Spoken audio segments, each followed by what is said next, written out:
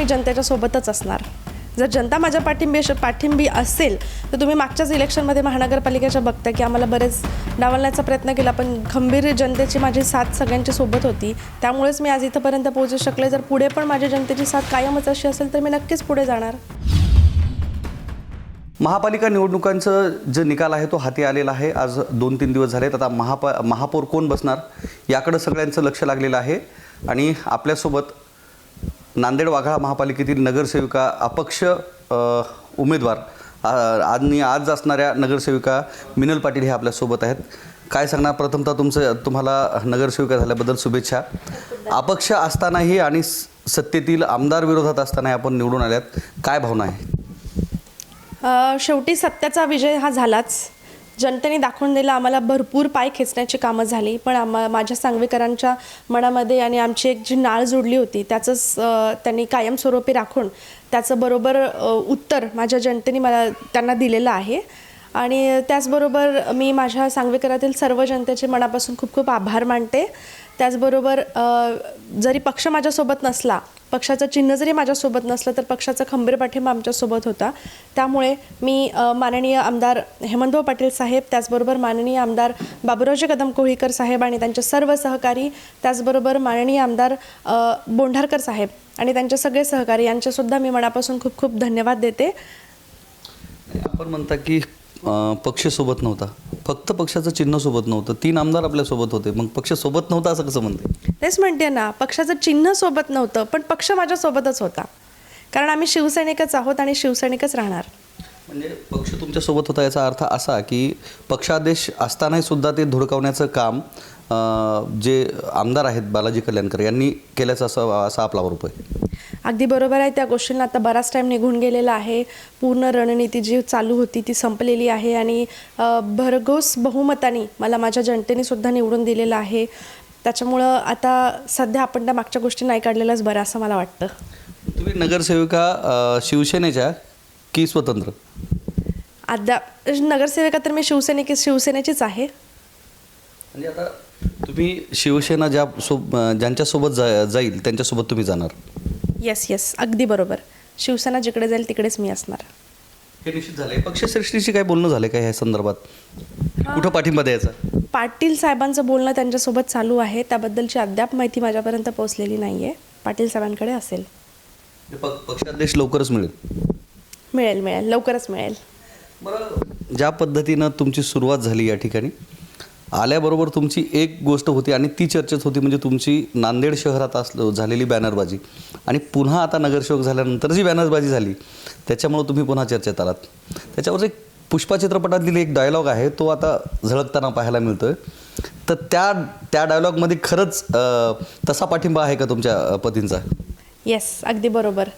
ते आमच्या समर्थकांनी लावलेली ती सगळी बॅनर्स आहेत आणि माझा पतींचा खंबीर पाठिंबा माझ्यासोबत आहे. म्हणूनच मी आज ह्या सगळ्या गोष्टी मी पार करू शकले. बरं, त्याच्यावर आणखी एक डायलॉग आहे आणि ते प्रत्येक बॅनरवर पाहिला मी. सगळे बॅनर पाहिल्यानंतरच आपल्याकडे आलो आहे की सांगवी तो झाकी है, उत्तर विधानसभा बाकी आहे. म्हणजे आता उत्तर विधानसभेची तयारी नक्की आहे म्हणा की?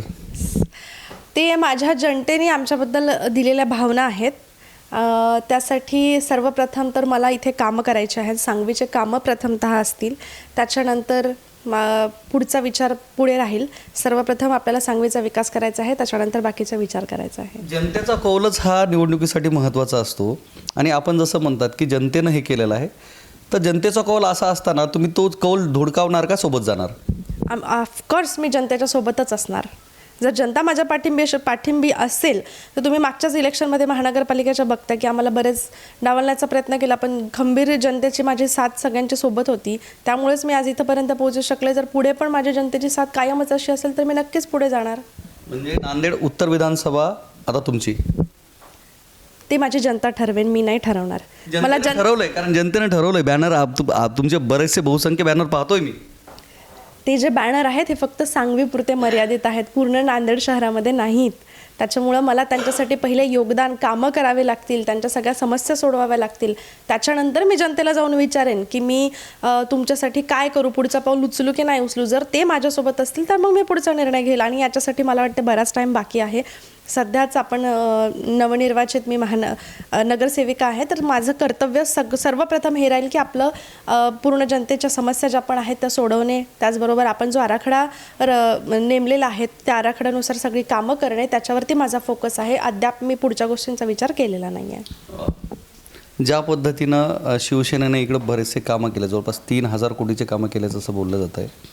आता आपला आता थेट संबंध म्हणजे पक्षाचे जे खासदार आहेत आणि एकनाथ शिंदेचे सुपुत्र आहेत, त्यांचे जे पी आहेत तुमचे मिस्टर आहेत, तर मग याच्यापेक्षाही जास्त निधी खेचून आणण्यासंदर्भात तुमचं पुढाकार राहील का महापालिकेमधनं आणि इतरच्या ह्या सांगवी आणि उत्तर विधानसभेत? डेफिनेटली सर्वात जास्त निधी मला माझ्या प्रभागासाठी लागणार आहे आणि तो नगर विकास खाते हे आपल्या शिंदे साहेबांकडेच आहे. तर डेफिनेटली जो पण निधी लागणार आहे तो आम्ही शिंदे साहेबांकडंच आणणार आहोत. आणि त्याचबरोबर हेमंतभाऊ पाटील साहेबांनी आमचा सांगवी प्रभाग दत्तकसुद्धा घेतलेला आहे. जो पण निधी लागेल ते निधीसुद्धा ते देणार आहेत आणि त्यांनी दत्तकसुद्धा घेतलेला आहे आमचा प्रभाग. तर त्यासाठी पूर्णपणे माझ्या सांगवी प्रभागाला विकासाच्या दिशेने घेऊन जाण्यासाठी पूर्णपणे माझे प्रयत्न राहणारच आहेत.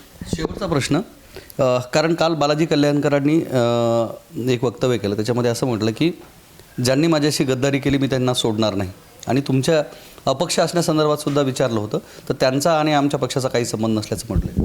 अच्छा, गद्दारी काय असते ते त्यांना माहिती. माझा तर जनतेचा माझ्यावर 100% विश्वास आहे आणि माझंसुद्धा जनतेवर आहे. तर आणि जी कामं करायची आहेत, जी जनसेवा करायची ती मला माझ्या जनतेसाठी करायचं आहे, कोणासाठी नाही करायचं. जनता माझ्यासोबत असेल आणि मी जनतेसोबत असेल तर नक्कीच आपल्याला कामं त्यांच्यासाठी करायची आहेत. बाकी कोण काय म्हणते मला वाटतं याच्यावरती आपण भाषा नाही केलेलंच बरं आहे. निश्चितच. तर ह्या होत्या नवनिर्वाचित नगरसेविका मिनल पाटील, ज्यांनी थेट जे बालाजी कल्याणकर आमदार आहेत यांच्याशी थेट लढत देत या ठिकाणी एकट्या असतानाही महापालिकेवर अपक्ष नगरसेवक म्हणून निवडून आल्या आणि स्वतःचं अस्तित्व सिद्ध केलं आहे. कॅमेरामन सुधाकर सह मी धनंजय सोळंके, टाइम्स नाऊ मराठी, नांदेड.